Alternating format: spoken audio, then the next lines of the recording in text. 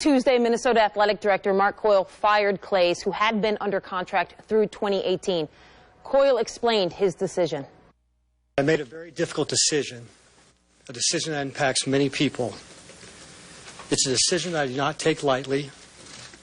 I informed Coach Clays that he's no longer a head football coach. This isn't about one specific incident. I've been here 6 months. I've had a chance to look at that program and all of our programs, and I don't think it's fair to say one thing.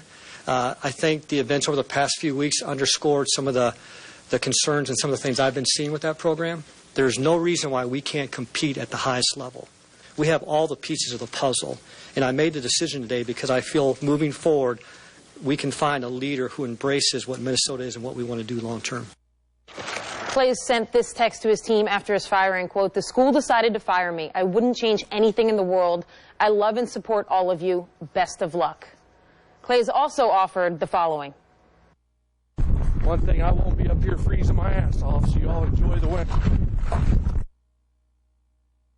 In the hours after the news broke, Minnesota quarterback Mitch Leidner responded with the following quotes. Quote, "This is a pretty sad day for Gopher football. No one is happy with the administration right now. I don't know who would want to be a part of this program at this time." We are now joined by ESPN National College Football reporter Adam Rittenberg. We're also joined by Jillian K. Melcher, a political editor at Heat Street and who published a column in the New York Post titled, quote, "Minnesota football rape case emblematic of campus witch hunt culture." Adam, let's start with you. I wanted to read you some quotes from Jerry Kill, former Minnesota coach. He was on ESPN Minnesota, and he said the following, quote, "There's a lot of sensitive issues on campus that go deeper than football. I'm still in shock about it. The program has been run in a first-class manner. There's been a lot of talking going on. You don't fire a coach unless you've got someone else ready to go." Now, there's a lot within that quote. I'd love for you to address that first part that, there's a lot of sensitive issues on campus, as well as, has this program been run in a first-class manner?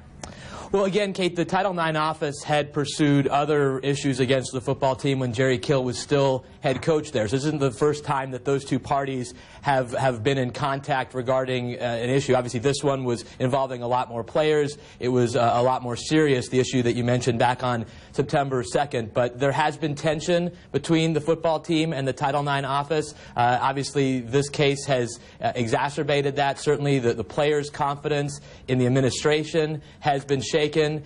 Some fans' confidence in the administration has been shaken. Some fans are more strengthened by the fact that Minnesota did not look at that 9-4 record that Tracy Clays posted, their second best record since 1905, and proceed with him as head coach in spite of the issues that happened regarding that boycott. But yeah, this is not the first situation regarding the Title IX office and the football program. Jillian, let's go to you. In the column that I mentioned that you wrote for the New York Post, you said, quote, "Coach Clay's stand against this injudicious Title IX system took courage." How did you reach that conclusion? Well, I think he's standing up for his players' basic rights. I mean, you had law enforcement, trained law enforcement, looking into this and determining that there was insufficient evidence to pursue rape charges. Under the Title IX system, it's a preponderance of evidence instead of presumption of innocence. And what this really means is that you have to be, in the words of Fire, 50.1% sure that a sexual assault occurred. And based on that, they named, shamed, and suspended players. I think these players deserve to have their case tried by legal professionals. Jillian, you mentioned also in your column that both the players and the survivor deserve the full force of the law. Now, there's been much evidence pointing to the fact that the full force of our law isn't always available to victims of sexual assault. So I'm wondering if there's questions, and you are questioning the Title IX system as adjudicated on college campuses, what's the answer if there is no full process outside of campuses and if we don't like the system that's in place on campuses? Well, I don't think victims are well served through the Title IX process either, to be honest. I mean, if you look at it, Here you have a young woman in a really vulnerable situation coming forward, and instead of getting trained law enforcement looking at her case, she's getting, sometimes students, sometimes professors. I've seen cases where there have been fewer than 5 hours of training to these investigators.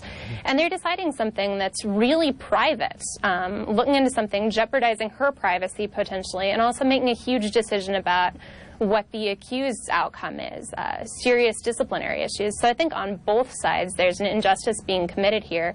The legal system is in place for a reason. It's not perfect, but I think it's certainly better than the Title IX system. Adam, I want to go back to you quickly, because we just have a few seconds left here, but why did Minnesota land on this decision if you had to try and articulate that?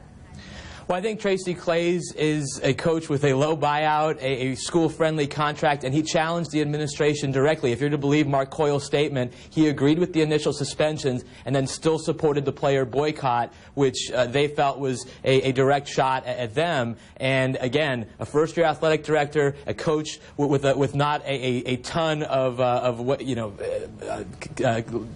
have a ton of longevity at that school. They were able to part ways fairly cheaply and then move forward with a new hire. But I think it was the direct challenge that they faced to the administration by that tweet and by the support of the players and their boycott that led them to that conclusion.